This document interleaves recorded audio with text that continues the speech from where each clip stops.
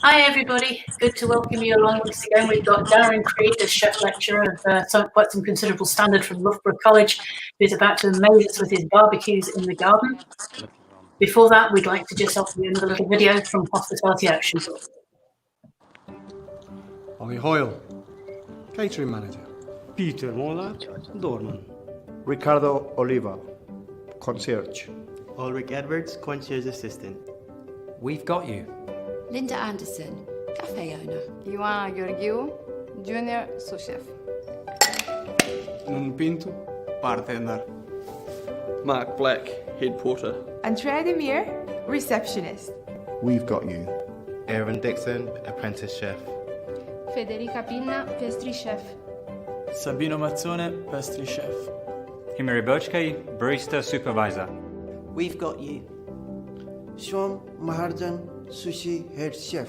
Mitchell Collier, duty manager. Anna Grabczewska, public area cleaner. Whatever you do in hospitality, isn't it good to know that someone's got your back in case anything goes wrong?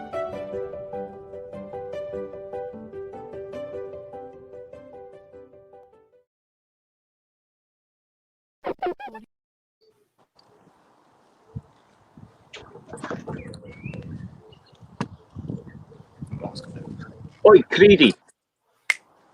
Hey chef. Hey chef, how you doing? Yeah, all right, good. Are you? I'm all right. You look like you got a few clouds in the background there, like. Yeah, cook fast. We're ready. We're good to go. Right. Hey guys, Darren, it's nice to see you again. And you, mate. Well, for those of you that don't know you, which is probably there's not that many, and because you're certainly a pillar of the community in the culinary lecturing styles, explain to people what you're cooking and who you are and where you're from.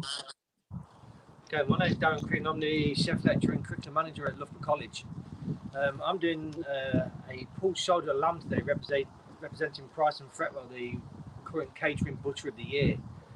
So we've got a beautiful lamb from Burley Estate. It's been had a bath overnight of some superb herbs, spices, and some beautiful little cresses into the marinade. So the copper cress is being used as an ingredient, not as a garnish. Yeah, I'm really excited to be doing this. No, it's nice to have you on board. It was quite interesting. You know, we had a really good one with John earlier. But as I say, as I can see, you've got some of the rapeseed oil. Sorry, but say that again, Paul. I didn't hear that. I can see you've got some of the rapeseed on display. Oh, as well. some fantastic rapeseed oil. So I'm using this in the salad. So I'm going to use this to dress the salad rather than mayonnaise. So keeping it a bit more fresh, a bit vibrant, not so sticky and claggy. But I'm also using the rapeseed smoked oil, which is going in the potatoes. Dress the potatoes.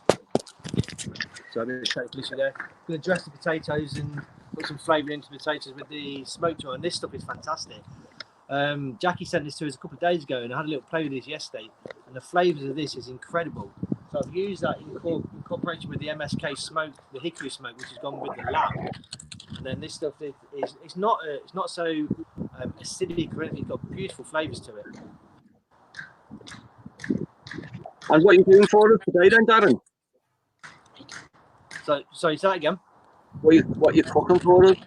So we're doing a pulled shoulder lamb. We're going to do some flatbreads to go with it. We've got some barbecue smoked potatoes to go with that as well. And we're cooking it on the barbecue in the open fire as well. So I wanted the dish today to be what people could try and recreate at home. I thought about doing some of our competition dishes, but then I thought, well, maybe people won't want to do that and will struggle to actually do that at home. So I thought it'd be ideal to actually do something where everyone else can have a go, try it at home, cook on the barbecue, get outside. We're all stuck at the minute in lockdown, so why not get out in the great outdoors? Brilliant. All right. So what? I see something going. You've got the barbecue smoking in the background. He has. So the lamb's been in there for about nearly 4 hours now. We're just controlling it around the 150 degrees. So we're getting the embers in there, the smoke is. It's all sort of gently permeating into the lamb. So just gentle flavours, not too strong. And again, just another way of cooking. No, it's quite interesting. But I see you've got a box of microgreens on your desk. Yeah, the cresses. So what I'm using a variation of the cresses. So the garlic cress, I'm going to use and put into a dressing to go over the top of the lamb at the end. But I suppose a little bit like a chimichurri, but using this to flavour it. The borage cress I'm using in my salad, but I've also got in my drink. So I've flavoured my drink and my water. It's quite warm out here today, so I've got the borage cress flavour in my water as well. And then the one I've got the shishu purple. So the flavour of the shishu purple, as you know, is the cumin. So I've got this running through the dressing, and I've got this running through the marinade of the lamb as well. So the garlic cress, the shishu purple, is running through the dressing right from the way it goes. So it had a bath of about 12.5 hours overnight, sitting in this, which was blended down into yogurts and lime juice and lemon juice. It's fantastic. It's quite interesting, mate, because we've worked together for many, many years, and not many people know our relationship from, working with Copper Crest. Do you want to explain how what we're doing together? Yeah, it's a really exciting times at the minute. So we were just before lockdown, we're just about to launch our Copper Crest Academy kitchen. So we had all the artwork done, we had all the visuals done, and we're really about ready to launch, which is exciting. So looking at the Copper Crest education program. So we were going to put all our level 3s through our Copper Crest education program. And I'm sure you can say a little bit more about the education program. It's not just about using this stuff as an ingredient. The nutritional benefit of the cresses is incredible. Channel 4's done a program on it, looking at the Brocco cress and the sulphuranes that are in there. It's just phenomenal what this can be used for. I think the more people that use it as an ingredient and not just scattered over the plate with them that tax all the flavours, it's a much better way of doing it. No, absolutely. But we've been really involved for the last few years as a trial with students, and certainly not just as a supplier, but also we find that having an involvement in a lot of chefs that you're very close to coming in and doing chef days and chef evenings and working with the students and giving them some insight on how the industry is looking. We had a fabulous dinner all together just before lockdown at Loughborough College, didn't we, Paul, with the Copper Crest, featuring it as an entirely vegetarian menu, which is fabulous. Really well. Absolutely. We had a message on there. Darren, what kind of mix is it? Is that the new Boost mix or is that the Sakura mix? No, it's the Sakura mix. I bought the Sakura mix. So I want to use the tahune and some other stuff as well. You've got the tahune there for the umami flavours. Your garlic cress. Nice selection of cresses in here. I love the shishu purple because of the cumin flavour that comes through. And cumin with lamb is actually it's fantastic. It works really well. Mix that in with the garlic and a bit of the smoked oils. The flavours just really come together. And what I'm trying to do today is all about flavours. I'm not we can go all chefy and go all over the top of this. I'm just using natural flavours, natural ingredients, and just cooking what you could cook at home. So what I just realised while we're chatting, my time's ticking away here and I'm under pressure as it is. So I think I need to get on with some stuff. Can I just give a shout out to Kerry Underwood, who's saying hi to me, and ask if Brannon is watching as well, please?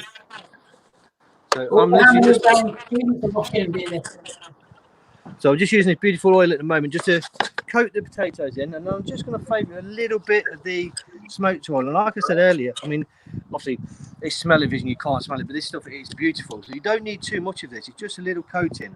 I'm going to smoke these potatoes now as well. So a little bit of pepper and a tiny bit of salt. Now I did try and get some cresses to use for these as well, but obviously at the moment with lockdown the cresses are a little bit limited to what we can get. So normally I'll be using the natural cresses to season the vegetables as well. John, earlier on the demo, John touched on how he worked with his artisan suppliers for a long time, and they play an important part. Certainly with the college, these kind of relationships are built on, for artisan introducing the students to these suppliers. How important do you think that's in this day and age, Darren? Oh, absolutely. We try and use all our supplies from within a 25-mile radius. So you'll see most of them on this platform today. So we've got obviously Price and Fretwell, who supplied the meat for today. That's in association with AHDB, which is the Agricultural Horticultural Development Board. They're supporting us with the lamb and supporting us with practicing the lamb as well via Price and Fretwell. We've got the veg factory, obviously the Coppet Crest came from. Creed are our suppliers for our dry goods and all sorts of things. Now that's no relation to me, unfortunately, but they've supported us really well. So we try and use everything from within the 25-mile radius. Our fish comes from Nottingham Seafoods. Again, obviously we can't get the fish from a 25-mile radius, but the supplier is. So it's cutting down on the food miles and it's supporting and using local produce. And the idea is that when the students finish, they'll then use these supplies as well. So they won't be going, 100, 200 miles to find a supplier. We're using these from a 25-mile radius. And when we think about food miles and all the carbon emissions and everything else, we're helping with that with our carbon footprint.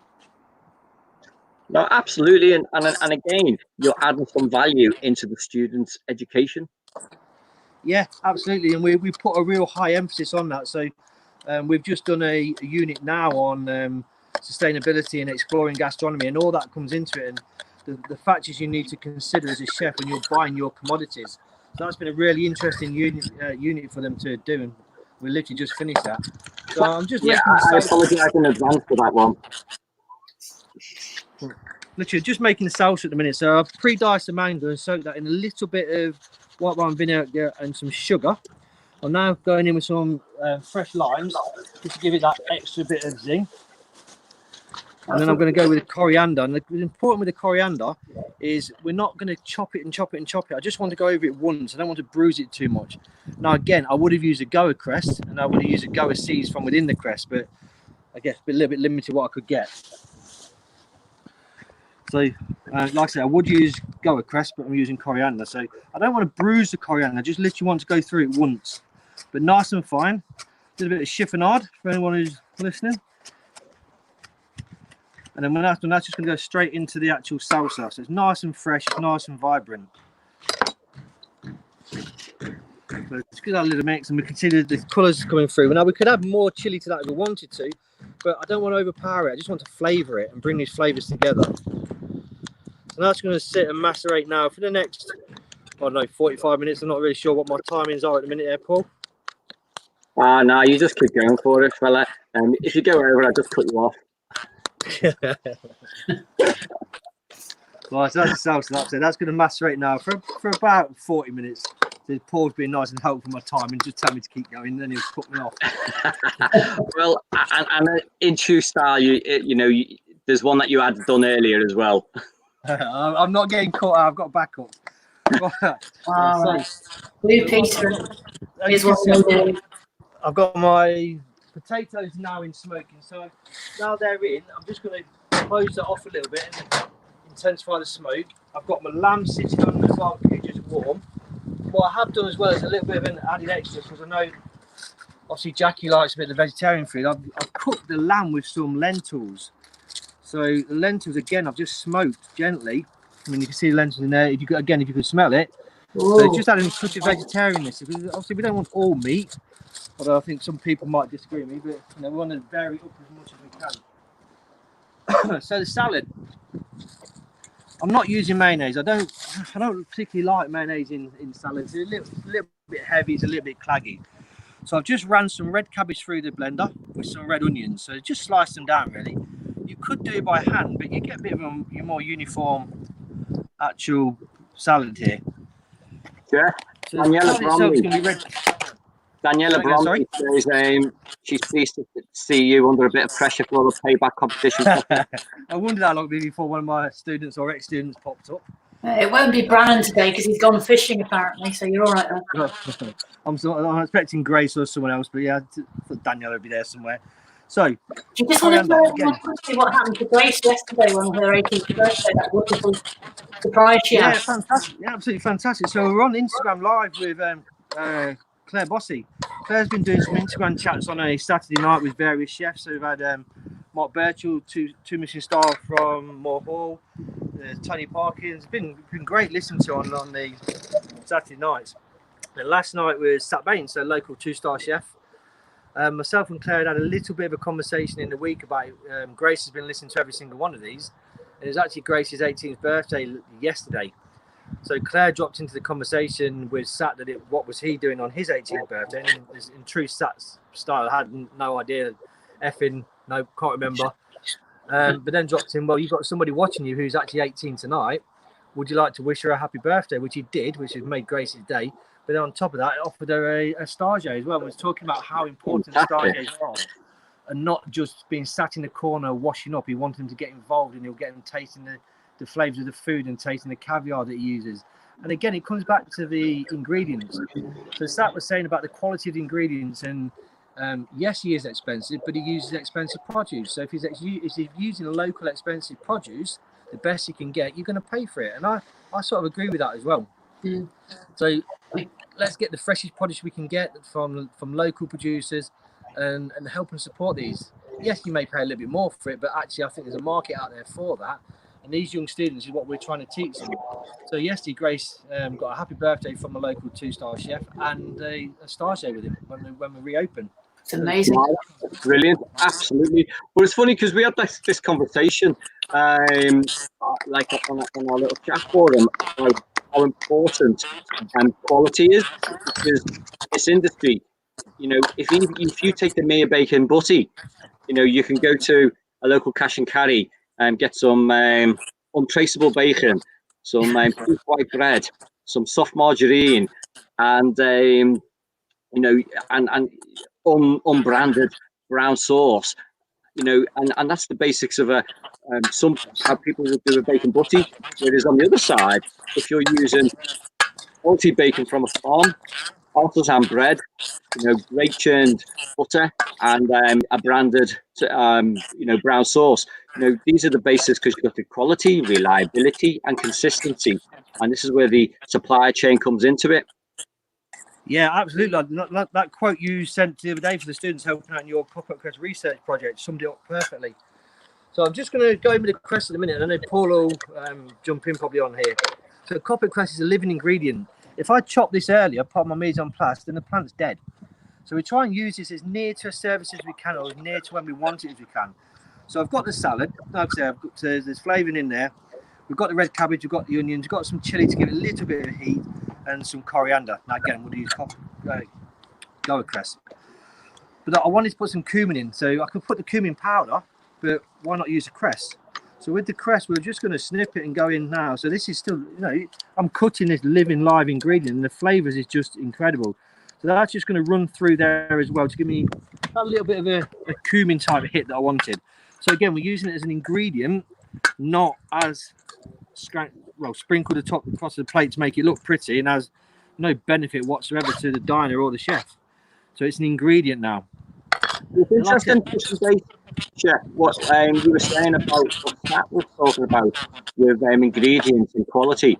And you know, this is, as you know, Copper Crest was founded by Rob Van, and you know, this philosophy is always based on seedlings, which are important.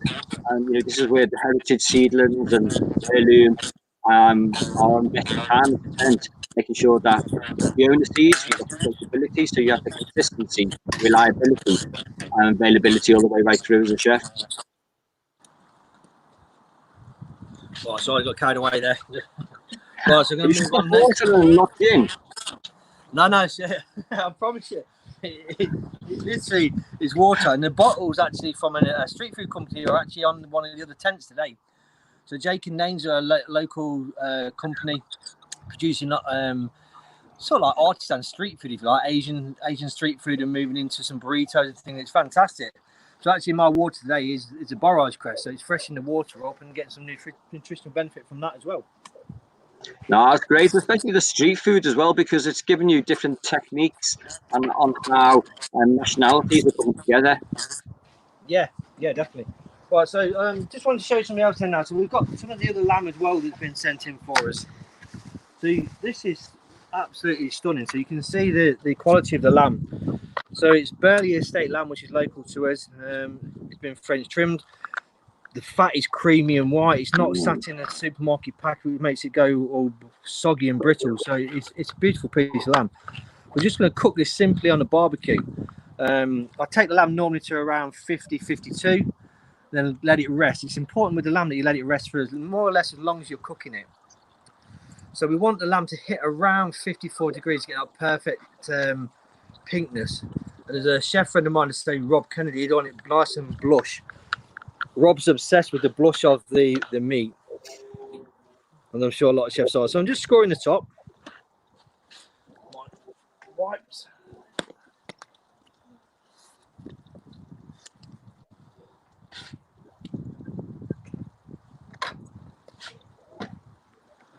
I'm just going to give it a coating of this beautiful rapeseed oil. So it's like, I suppose, an olive oil type thing.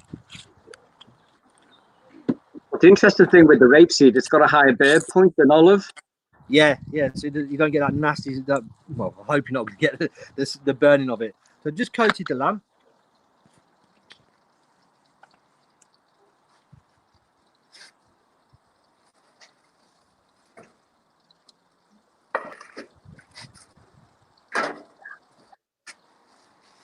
We'll whack up the heat on the barbecue for a minute, and then we're going to get the lamb on just to finish and cook. Move that down for a second. Right, so next thing we're going to do is going to pull the lamb. Actually, no, I'll make the tzatziki first. We'll do that. So the students, you've been keeping them engaged as well, Chef? Sorry, start again. The students, you've been keeping them engaged. Absolutely. Yeah, we're still shooting all our lessons. So we took the decision early on that we wouldn't stop teaching. We were going to teach right the way through. So at Loughborough College, we're using Microsoft Teams.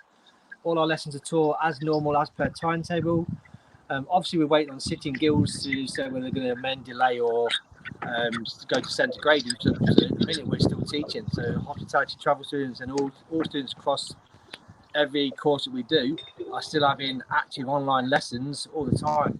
So it's really important we keep these engaged. One of the things we did, again, coming back to Copper Press, Paul rang me about 10 days ago now about a research project. So we agreed to do it, but Paul sends me a spreadsheet over with about 2,000 names on it, thinking this wasn't quite as small as what we agreed to. But nevertheless, we used it as an actual project and talked to them about meeting deadlines. So we gave them quite a tight deadline to do it on, and absolutely smashed it. They hit the deadline. Every box was complete. Everything was done. And Paul got his research project for food establishments in Ireland. So it was great. And this is important what you're saying, Darren, as well, because a lot of the students, each one has a different desire, whether they want to go and work, in a different island, or they want to work in a different HoReCa setting, whether it be hotel, a restaurant, or a cafe. There was an insight to them on how the industry is operating and what's good and bad. Yeah, and I say we used it across all our levels. So our level 2s and our level 3s got involved. So the level 3s were doing it more for their unit base, and the level 2s we used it as an introduced assignments for level 3 for next year. So we're already thinking about what we're going to do with them moving forward for next year. And literally, 20 minutes after I came off my team meeting, Paul rings me about this project, and it just fitted in perfectly. Brilliant. So just making the tzatziki now. So with the tzatziki, I'm just gonna grate the cucumber first and put some salt in it, just to express some of the water. When you're making tzatziki, it's nothing worse when you get that horrible watery texture from the cucumber. So I've took the seeds out. I'm just grating it, and then it'll just sit for a couple of minutes with a little bit of salt in there, just to fetch out the excess moisture. You see how much moisture is coming out of it. So we just put on there for a second. It doesn't need much salt. I mean, I don't want to over salt it, and I don't want to put too much salt into everything. But just a little bit to start it to express the juices. Barbecue's getting warm now. So while we're waiting for that, I've already minced the garlic. So the garlic's been minced down for the tzatziki. The mint is obviously nice and fresh from the garden this morning. I'm just going to chop through that again, nice and fine. Don't want to go over it too many times to then. I don't want to bruise it. I just want to chop it. Okay, that's going to go into the yogurt.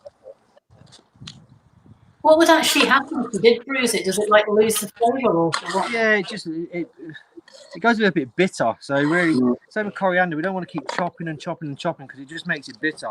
Especially coriander, you go through it once, that's it, leave it, shredded and done. So that's the yogurt's going to go in, and the mint. And obviously we're having a little bit of garlic in there. But again, we've got the flavour from the garlic cress. So I could sprinkle this over the top, but if I just put a little bit, and this stuff is really powerful, it's very strong, so you don't need much of this at all. Just going to put that running through the tzatziki. It's not a traditional tzatziki, but we're doing things a little bit different. Flavour that up. Paul, how much more flavour would you say that has than the shop bought one? What did you say? How much more flavour would you say that has than the shop bought one? Well, you're talking on pure heirloom strength.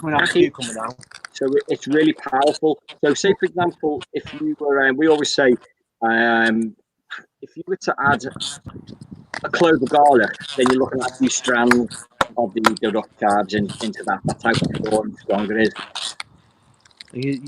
And that's it. It is really strong. You don't need to go too much. If you use a whole punnet in this, it'd be far too strong. Yeah. I'll add a bit more yogurt to that as well in a bit, but that's essentially the tzatziki done. Really good. It's nice, it's fresh, it's vibrant. I'll just have a little wipe down here a second.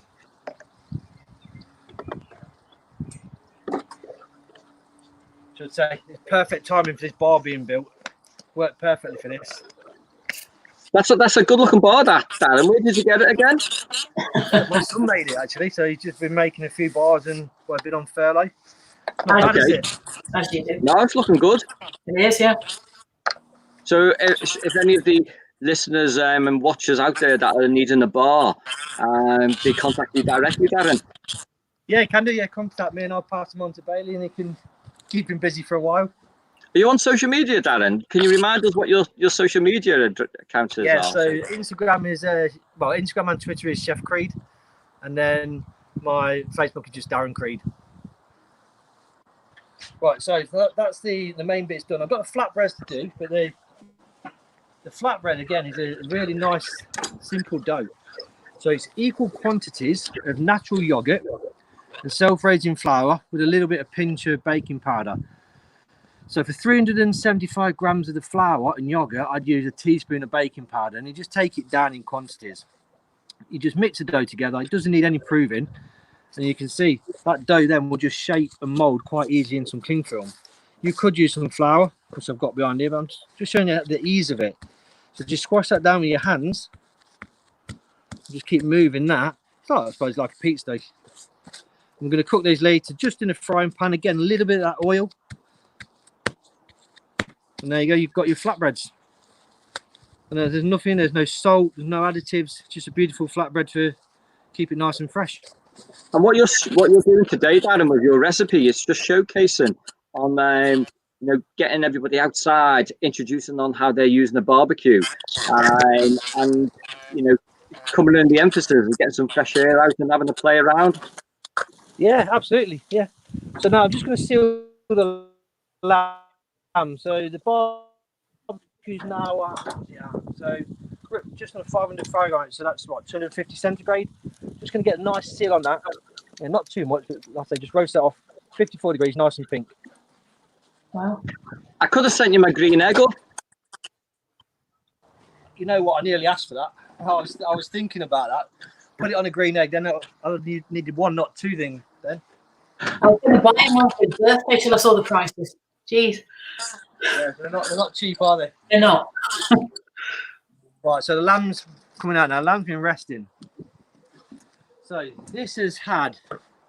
Now I've not looked at this, so I'm just praying it's okay. It's had 3.5 hours, around the 150, 160. Had an overnight bath. Yeah, so it had an overnight bath or an overnight marinade in some of the garlic cress, some of the sakura cress, some lemon, some lime, some garlic, some ginger, and some yogurt. So like standing here, I can actually smell this. It smells fantastic. So we're hoping we've got nice. Oh, it's a bit warm. So you smell it. Yeah. Can you do a scratch? Absolutely beautiful. So what I would do normally, I'd be reducing getting the fat off and reducing that down to make like a sticky glaze. But time is going to be tight today for that, so we won't do it now. So we're going to pull the lamb in a minute.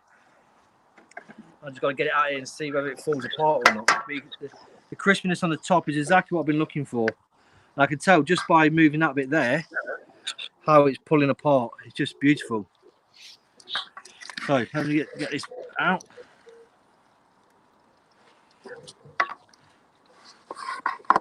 And what we don't want is too much fat in it. So I'm going to take the fat off.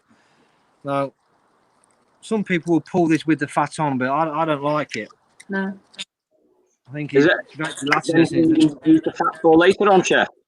I wouldn't on this. I mean, sometimes if we saved it and render the fat down and skim all this off, we could use it like John Fell used the goose fat this morning for his fish.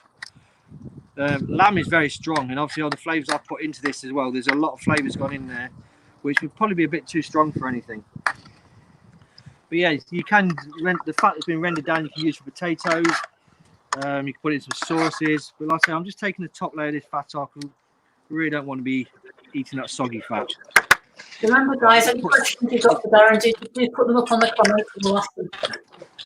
Chef, you know what I'm thinking? 2 slices of artisan thick bread dipped in that would be really lovely. Oh, yeah. When this flatbread comes out, it'll be beautiful. The dog will have it. Just going to get rid of this, because if I put this down to him, the dog's going to have this. Come on, Stanley. Right, so moment of truth now. Now we start to pull the lamb apart. And this is the bit where all chefs love, and they'll start crowding around you and start digging in. And you can see, look, that's cooked perfectly. It's exactly what I was looking for. It's literally falling apart. And how's the aroma coming from that, Chef? Oh, you can smell it. It is incredible. So I'm not going to put it apart like so. It's all tiny bits. That's some nice big chunks in there as well. Fletcher's giving us comment that that's looking good for him. Yeah, but market like that. And then the beauty of this could be just like left in the centre of the table. Everyone can just dive in. It's really like your family orientated dining and eating. This is.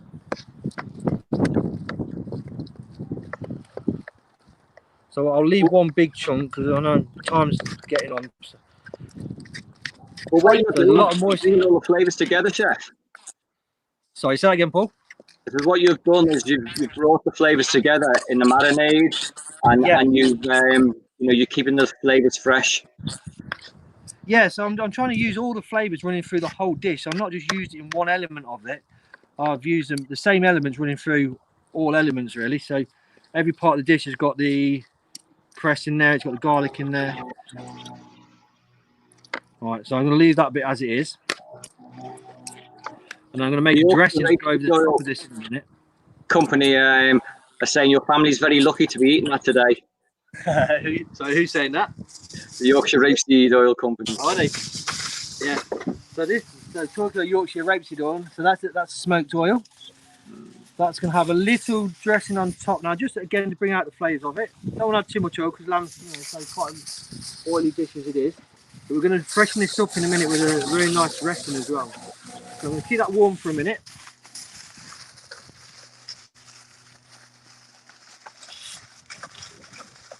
How are we doing for time, Paul? About another 20, isn't it? Say, can someone give me a time check? We've got about another 25 minutes. Is that right, Paul? Yeah, that's fine. I'll just keep on going. Yeah, I'm just watching all afternoon, shall we? You know what, Darren? Right, a couple of years ago, I had to do a cooking demo for 30. How can I put it? Leisurely customers. And it's supposed to be 40 minutes the demo. And as you do, you start engaging with the customers, and they start tasting things. And I was only doing a few recipes. Then the coach turned up, and I'm thinking, the coach turned up this. I thought, we've got plenty of time.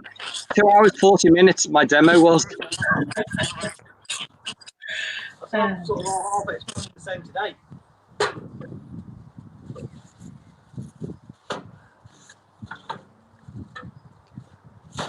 Doing this for the And is that you focusing on your flatbread now, chef? No, so I'm just gonna make the dressing next. So I don't know. So what I've got in here, I've got some garlic, I've got some ginger, I've got some coriander, I've got some garlic cress. Well, not yet. I'm going to put garlic cress in a second. I'm going to use the borage cress as well because I want to put some flavour into it. So the lime's going to go in. Chris, is lovely garlic cress. We did that in stereo, didn't we? And this will really freshen the lamb up. I'm just going to serve this sprinkled over the top of the lamb. So the garlic cress is going to go in. And what you put that's a NutriBullet, chef. Yeah, it's like a NutriBullet. You can use the thermo mixes and things for it, but they're a little bit too powerful. You don't need so much. So these actually make it a little bit smoother as well. Borage cress, going to put a little bit of borage cress into it as well. It's a cucumber flavour coming through. A little bit again of the rapeseed oil, just to emulsify it and bring it together.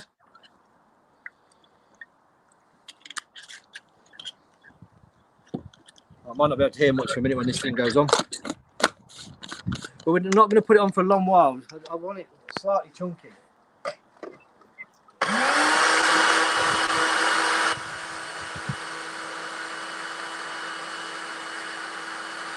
Okay, so Darren, I've got somebody asking what flavour is borage cress. So now you can see with this, and the smell is just so fresh. You can see it's not too runny. Let me just get a... So chef, I've got one of the someone online asking what flavour borage is. Oh, so cucumber. So let's put a bit of the cucumber into it. So it's not too thin. It's going to dress the top of the lamb and give it a nice little dressing. Again, you could put a bit of chilli in there if you wanted to, spice it up a bit more lime. But the cucumber cress gives you the flavour without all that runniness that comes out of the cucumber. If runniness is actually a word, not quite sure I said that. It isn't. It is in a chef world. So it is for me today. Right, so we're getting close now. So next check is the potatoes. Oh, actually, let's check the lamb for a minute.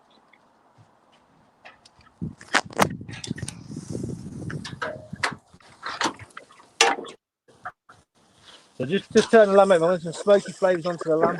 I'm going to keep that going. I'm going to keep cooking it on the fat side because I want the fat to drip away. Render that down.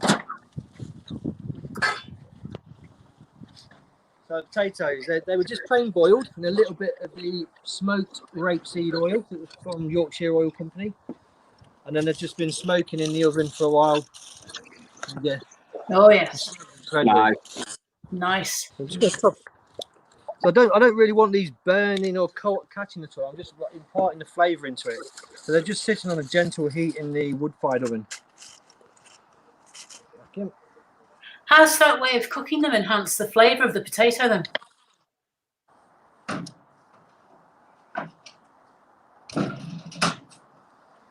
Sorry, say that again, Jackie. I was just putting some more wood on the oven.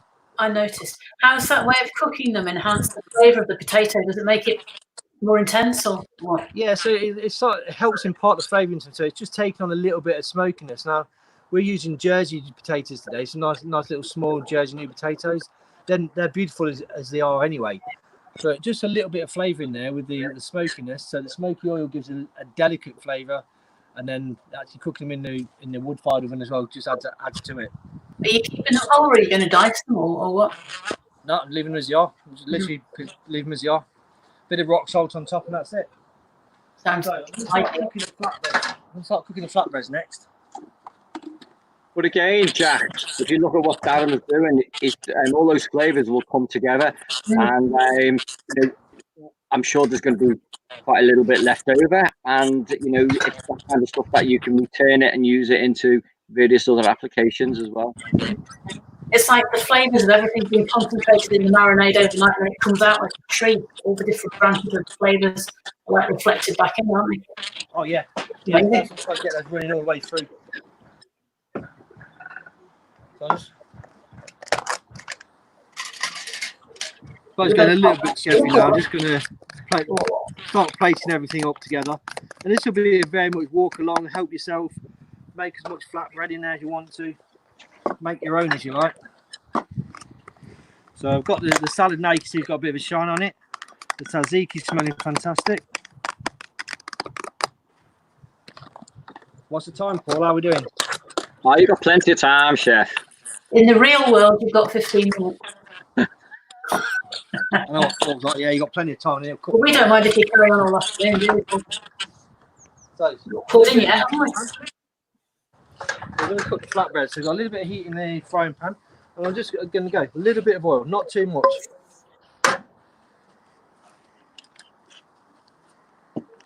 So the I flatbread. definitely should have sent you my green egg. Yeah. So the flatbread's been rolled out. You can see they're just going to go onto the actual frying pan, and they'll take a couple of minutes to cook. But again, it's these flavours that you're just bringing together. I'm drooling here. I'm dribbling. So my mouth watering actually. I'm after the spuds. The spuds and the tzatziki for me. And that mango. Yeah, but again, Jack, all those little elements that Darren's using are actually really components that work in conjunction with the meat he's using as well. Absolutely beautiful combination. Mm. It's like being in Greece, isn't it? Apart from the weather.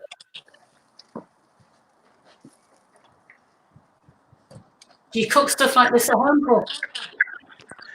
When I get a chance, absolutely. I like I make a lot of jerk, so you know, and I tend to use that in a lot of my marinades as well, which is it's a family recipe that I've had for years, got passed down. It's just the small little bits in there, you know, that bring the flavors of the meat together. Mm-hmm. Or whether or not you're using, you know, vegetables as well, they really have a bit of kick.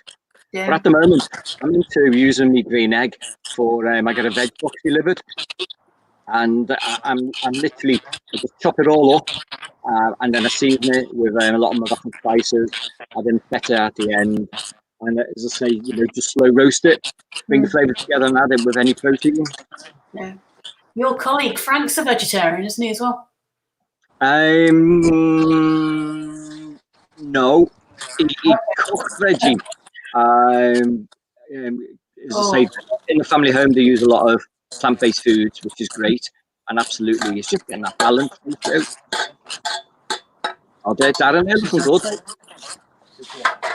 So the potatoes have just come out now, and what I was actually looking for is, you see, just on the edge, some of them are just starting to catch in colour.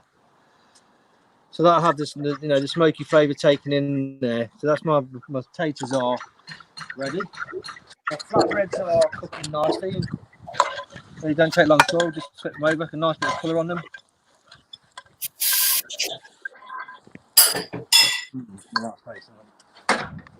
I'm jealous you're not there, Jackie. Sorry? I says I'm jealous I'm not there eating it. Oh, tell me about it, yeah. I'll pick you up in 10. A couple more flatbreads on. And again, with the flatbreads, you don't need much oil. There's very little oil at all. But this Yorkshire oil, it's so nice, it's worth using. So everything's just starting to come together. The lamb is still sitting there smoking nicely.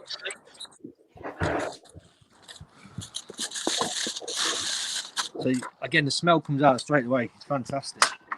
So I'm just going to put the lamb onto the plates. Have you sent Stanley next door out the way while this is going on a lot? No, he keeps getting under my feet. He's down here somewhere. There he is. Hey, boy. I bet he's going crazy. He's waiting for something to drop, that's for sure.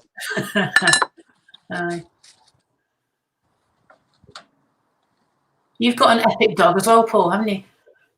Yeah, precious. Weimaraner. Called Karma. And some days at the moment. Yeah, right. And people can help themselves to flatbreads as well. So this is all very much about family dining, sharing, getting stuck into it. So this, the fresh vibrancy again, it's held its colour. The smell is fantastic. It's limey, it's citrusy, but then you get the cucumber and then you get the garlic. So it's just a dress over the top, nothing fancy. That'll all bring the flavours into it. Inside the dog then. And then it's very much help yourself.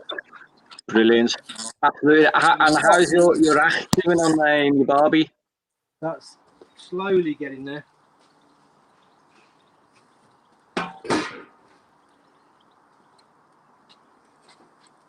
Yeah, it's going to be a bit longer, that one is. So you've got your pulled lamb shoulders. So like I said, from Price And Fretwell, Catering Butcher of the Year, 2020. They use Burley Estate lamb, and it's fantastic, really well looked after.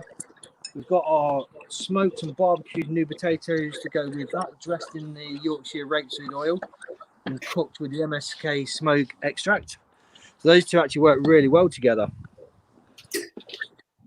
We then got our nice chili and mango salsa, our tzatziki to go with it, and then it's nice, fresh, sort of Asian slaw, if you like.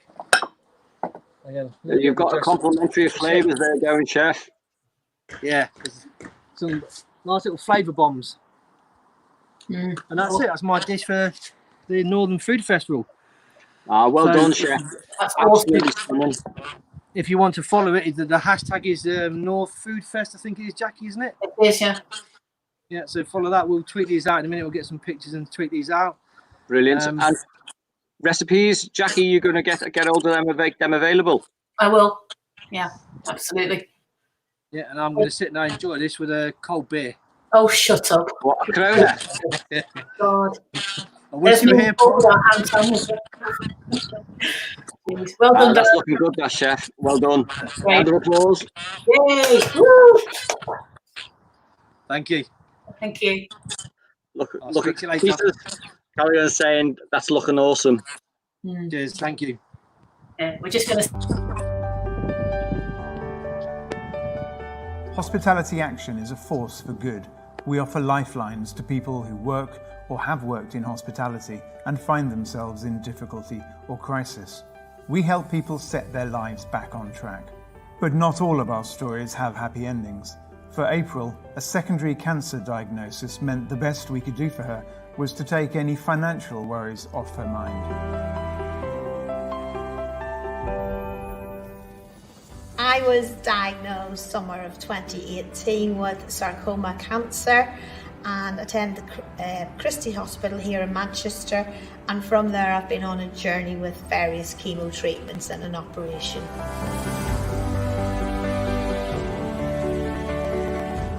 Oh, I've known about Hospitality Action for over 10 years. They've been very, very good to me. They have given me little Christmas presents. I came back on my holiday and I had a birthday present from them and a birthday card, which really surprised me. It was a nice little touch. I've been given a warming grant for heating, and I've been given different amounts of money paid at different times throughout the year. With the HA's help, I've been able to recently take a little trip down to London a couple of weeks ago, and with that I was able to sort of meet up with my friends, go out. We went to the West End, we went and seen the Tina Turner musical, and we had fun.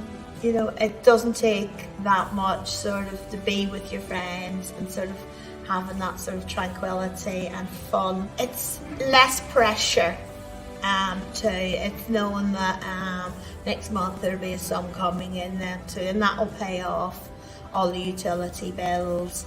So it's a safety net that's there, and I'm very, very grateful that it's there, that I'm able to use it.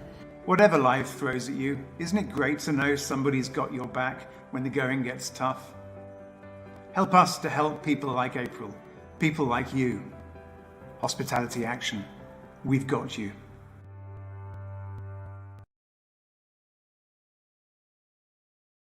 The Northern Food and Drink Virtual Festival, working with.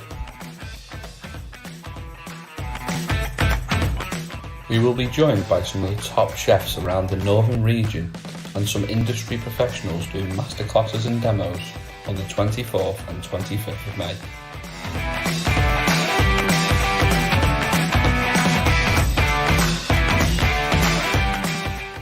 event organisation team.